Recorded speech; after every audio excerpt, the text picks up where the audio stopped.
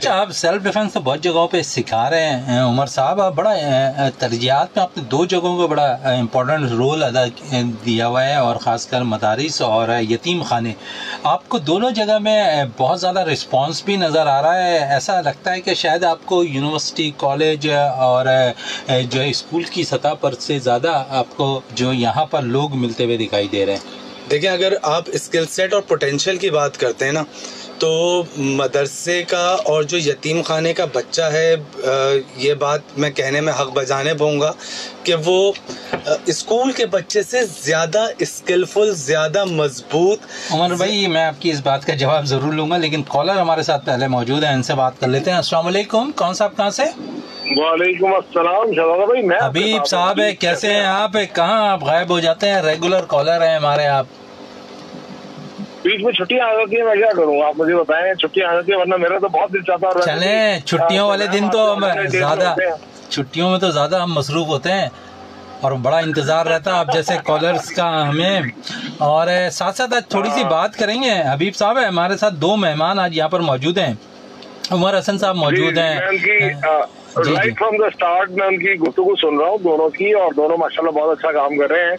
और जो सबसे अच्छी चीज ये है जो इन्होंने स्टार्ट दिया, जो मदरसों और यतीम खानों से, जो कि सबसे ज्यादा चाइल्ड अब्यूज जो होता है ना, वो यहाँ के बच्चों के साथ होता है। ये जो दो जगहें हैं यहाँ पे, बाकी जगहों पे फिर भी लोग कंट्रोल कर लेते हैं, अवेयरनेस बच्चों में होती है, लेकिन ये यहाँ पे बच्चों को जो है वो हरास करके और यहाँ पे बच्चों के साथ ज्यादतियां होती हैं। तो ये मेरा सिर्फ दो क्वेश्चन इनसे हैं, फिर मैं क्रिकेट पे भी आपसे थोड़ी सी बात करूंगा। एक तो मेरा ये सवाल है कि बच्चों को मेंटल, एक तो फिजिकल आप ट्रेनिंग दे रहे हैं कि यार आपको कोई बंदा आए तो आपने किस तरह से उसको फाइट करना है, कैसे सेल्फ डिफेंस करना है। मेंटली बच्चों के अंदर से वो ब्लॉकेज और बच्चों को उसकी अवेयरनेस वो किस तरह से आप देते हैं, और बच्चों को क्या ऐसा समझाते हैं जिससे बच्चे जो है वो समझें कि हमें किस तरह से, सबसे पहले तो ऐसे लोगों के करीब भी नहीं जाना, नंबर वन। नंबर टू ये है, मेरा एक और इससे सवाल है कि जो पेरेंट्स हैं, आम सोसाइटी के लोग, अपार्ट फ्रॉम दिस यतीम खाना एंड मदरसा, जो आम फैमिली के लोग हैं, पेरेंट्स हैं, वो किस तरह से आपके पास आते हैं, या उनका रिस्पॉन्स अच्छा है या नहीं है? हबीब साहब हमारे साथ ही टेलीफोन लाइन पे मौजूद रहिए। उमर साहब से इन दोनों सवालात के मैं जवाब लेता हूँ। उमर साहब क्या कहेंगे? हबीब साहब हमारे कॉलर हैं, रेगुलर कॉलर हैं, बड़े अच्छे क्वेश्चंस कर रहे होते हैं मेहमानों से, और आज भी आपसे उन्होंने क्वेश्चन बड़ा ज़बरदस्त कर दिया।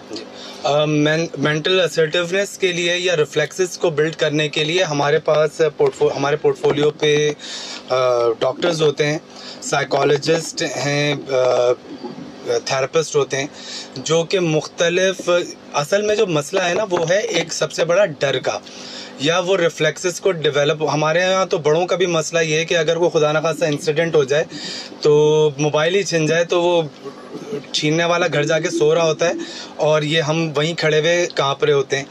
तो बच्चों को तो हम कुछ कह ही नहीं सकते, लेकिन हम इसको किस तरह से ओवरकम कर रहे हैं, हम फिज़िकल एक्टिवेशन के साथ साथ हमारे जो डॉक्टर्स हैं वो उनके सेशंस उन साथ साथ हो रहे होते हैं, उनको अवेयरनेस बता रहे होते हैं, क्योंकि हैरेसमेंट को आइडेंटिफाई करना इटसेल्फ सबसे ज़रूरी एस्पेक्ट है। अच्छा, ये